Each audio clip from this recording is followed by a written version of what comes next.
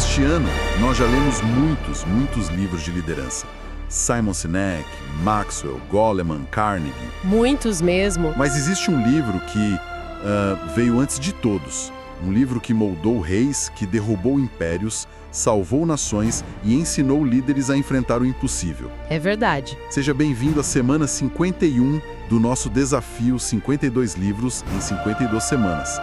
E hoje nós vamos mergulhar no Velho Testamento, não como obra religiosa, mas como, talvez, o maior livro de gestão, liderança e comportamento humano que o mundo já viu. Olha, é uma premissa que soa quase como uma provocação, né?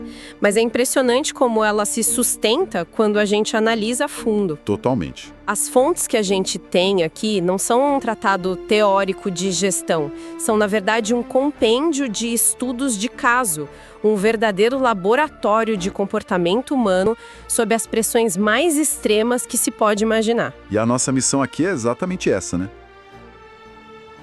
Agora, imagina liderar centenas de milhares de pessoas, nômades, fugindo da maior superpotência militar da época, sem mapa, sem recurso garantido. A escala é o que impressiona.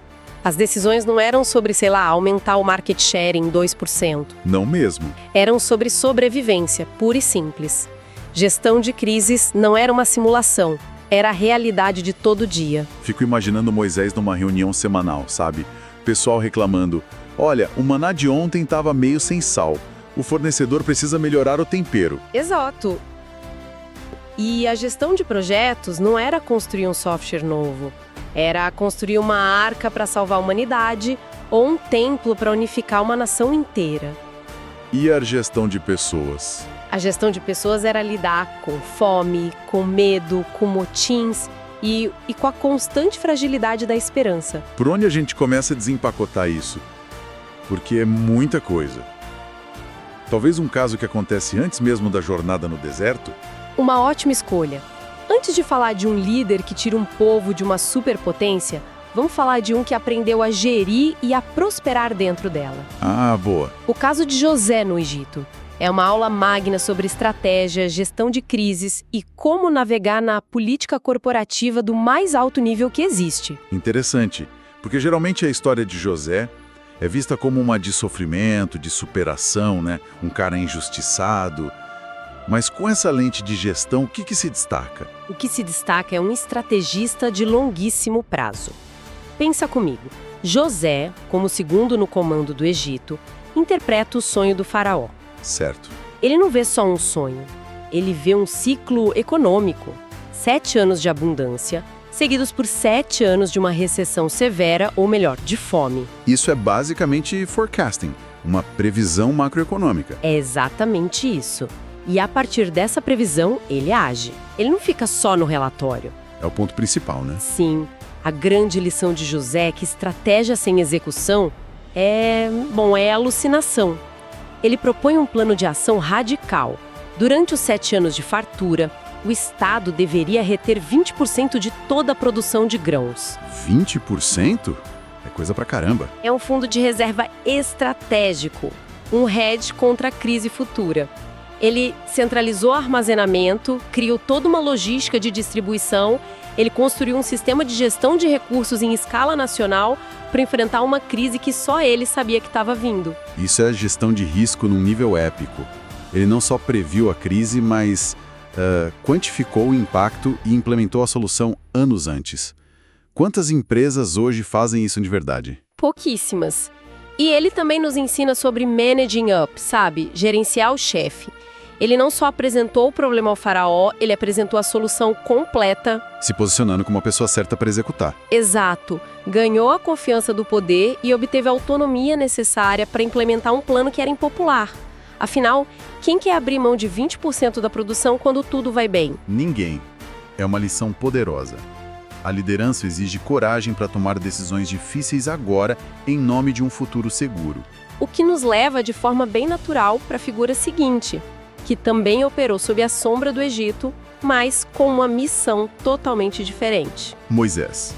Se José foi o estrategista interno, Moisés foi o founder relutante de uma nação startup. Que analogia perfeita. Moisés não queria o cargo. Ele deu desculpas, apontou as próprias fraquezas. Ele é o arquétipo do líder que é empurrado para a função pela necessidade da missão. E que missão, hein? Um turnaround da identidade de um povo inteiro. Sair de uma mentalidade de escravidão para uma de autogoverno. Isso é a mais complexa gestão de mudança organizacional que se pode conceber. E a jornada de 40 anos no deserto. As fontes descrevem um povo que reclama o tempo todo. Da comida, da água, da liderança. E você aí reclamando da sua equipe que chega 10 minutos atrasada. Exato. Mas talvez tenha uma lição aí nessa reclamação. Constante, não? Tem, com certeza. A lição é que o feedback, mesmo que seja uma reclamação, é um sinal de engajamento. Pior do que uma equipe que reclama é uma equipe apática, silenciosa. É verdade. O silêncio é desistência. O silêncio significa que as pessoas desistiram. As reclamações, por mais duras que fossem, mostravam que o povo ainda se importava, que ainda tinha expectativas.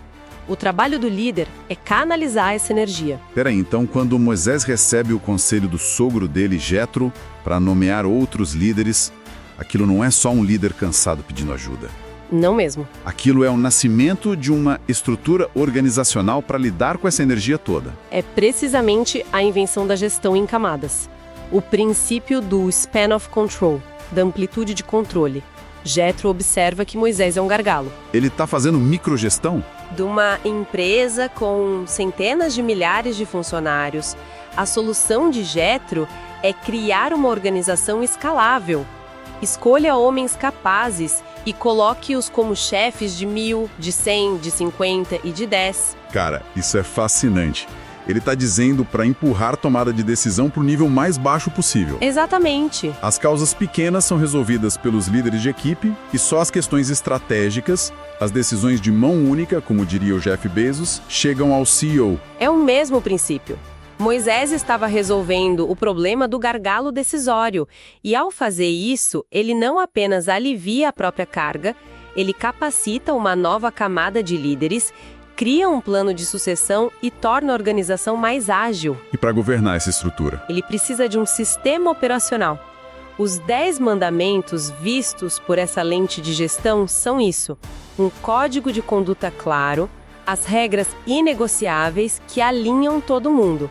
Sem essa clareza, a delegação vira caos. Ok. Então temos o estrategista e o fundador que cria a estrutura.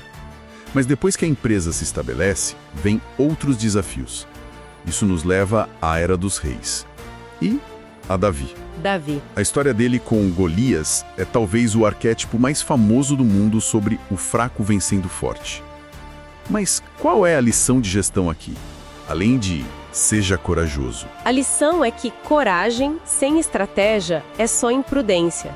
Sabe, Davi e Golias é o case da startup contra o gigante incumbente. Gosto dessa analogia. E a genialidade de Davi está em se recusar a lutar a batalha nos termos do inimigo. Oferecem a ele a armadura do rei, o equipamento padrão, a forma como as coisas sempre foram feitas. E ele recusa. Ele recusa. Por quê? Porque não era a especialidade dele. Seria como uma startup de software tentando competir com a IBM em número de vendedores. Não dá. Ele buscou uma vantagem assimétrica. Exatamente. Ele entendeu seu unfair advantage. Golias estava preparado para um combate corpo a corpo, de força bruta. Davi mudou as regras do jogo.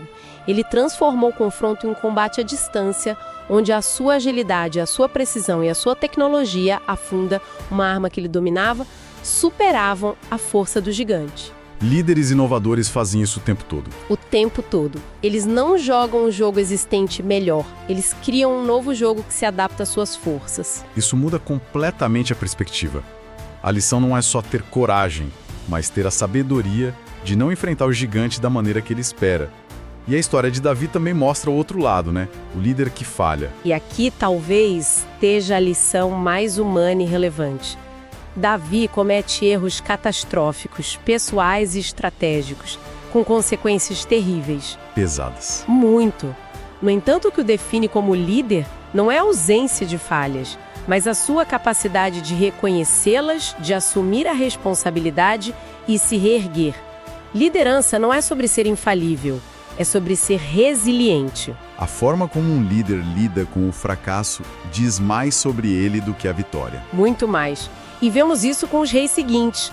Uma sucessão mal planejada, por exemplo, pode destruir organizações prósperas. Os livros de reis são um estudo de casa sobre isso. E quando o colapso já aconteceu? Quando a empresa está em ruínas e precisa ser reconstruída do zero? Isso me lembra de uma figura fascinante. Talvez o maior turnaround manager da história, Neemias. Há um caso espetacular. A missão dele era reconstruir os muros de Jerusalém. Muros que estavam em ruínas há décadas. A cidade vulnerável, o povo desmoralizado. Era um projeto de infraestrutura, mas era muito mais, né? Era um projeto de restauração de moral e de identidade. E os números são absurdos. As fontes dizem que ele completou a reconstrução em 52 dias. Isso não soa como um projeto de governo, soa como um milagre. Como que ele fez isso? Qual foi o método? Se a gente olha de perto, é um manual de gestão de projetos ágil e de alto risco. Primeiro, antes mesmo de anunciar o plano, ele faz um reconhecimento noturno, sozinho. A fase de discovery. É a fase de discovery e análise de escopo. Ele avalia o trabalho real, os riscos, sem alertar os inimigos. Pura inteligência de projeto. Ele mapeou o terreno antes de desenhar o mapa. Perfeito, aí vem a execução. Ele não contrata uma grande empreiteira. Ele divide o projeto em dezenas de seções menores e atribui cada seção a uma família ou um grupo. Vocês são donos deste pedaço do muro. Exato.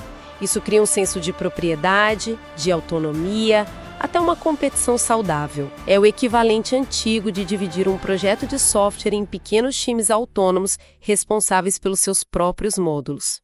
E a gestão de risco? Ele tinha oposição constante, ameaça de ataque. Essa é a parte mais genial. Ele implementou a gestão de continuidade de negócios na sua forma mais visceral. Os trabalhadores construíam com uma ferramenta em uma mão e uma espada na outra. Cara... A equipe estava pronta para mudar do modo construção para o modo defesa a qualquer momento. Ele não parou o projeto por causa do risco. Ele integrou a gestão de risco ao processo de execução. Isso é liderança sob pressão no seu nível mais alto. Ok, então vamos tentar organizar as ideias. A gente tem José, o estrategista de longo prazo. E gestor de crises. Moisés, o fundador que constrói cultura e uma organização escalável. Davi, o inovador que usa estratégia simétrica e ensina sobre resiliência. E Neemias, o gestor de projetos que executa um turnaround impossível. É um time dos sonhos da gestão. É uma ótima síntese. Mas é importante notar que por baixo de todas essas habilidades, digamos, técnicas, A estratégia, a organização. existe um alicerce comum: o lado humano. Livros como Salmos e Provérbios funcionam como um MBA em inteligência emocional. Falam sobre autogestão, discernimento, como lidar com a inveja, o orgulho, o medo. Os maiores conflitos nessas narrativas não são logísticos, são emocionais. Faz todo sentido. Gestão, no fim das contas, é sobre pessoas, não sobre planilhas. E a base para gerir pessoas é a confiança. As histórias de Ruth, de Daniel e seus amigos, de Esther, todas mostram equipes pequenas, de altíssima performance, que operam com base em confiança absoluta. É essa confiança que permite que pessoas comuns realizem feitos extraordinários. Sem ela, tudo desintegra. Exato. Sem ela, as melhores estratégias e os processos mais eficientes não servem para nada. No fundo, o que essas fontes milenares nos mostram é que liderança é a capacidade de construir e manter a confiança em busca de um propósito maior.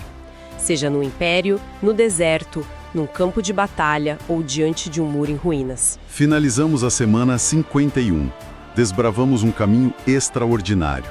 Aprendemos com autores brilhantes, mas hoje aprendemos com os maiores líderes que já caminharam na Terra. Sem dúvida. Se essa análise te tocou, te inspirou ou te fez refletir, deixe o seu like, comente, compartilhe com outro líder, acesse o canal Marçal Sem Açúcar no YouTube, porque bons líderes formam equipes, mas grandes líderes Formam outros líderes. formam outros líderes. E semana que vem, na semana 52, nós encerramos com o livro mais transformador da história humana, o Novo Testamento. A parte final, a conclusão, a virada, a mensagem que mudou tudo. Prepare-se, vai ser épico. Nos vemos na semana 52. Tchau!